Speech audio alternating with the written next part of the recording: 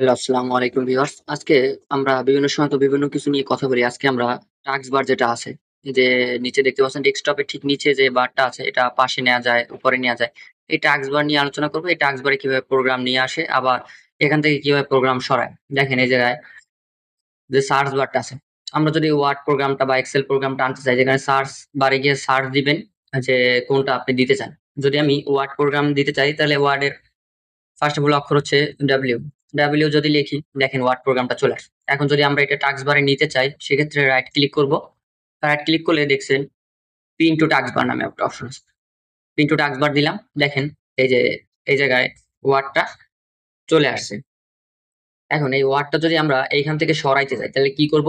Right click করব। Right click করে দেখেন আনপিন টু টাস্ক বার নামে একটা অপশন। সেটা যদি ক্লিক করেন দেখবেন এই যে ওয়ার্ডটা আবার চলে গেছে। তাহলে আমরা বুঝতে পারছি কিভাবে টাস্ক বারে কোন প্রোগ্রাম আনবো অথবা সরাবো।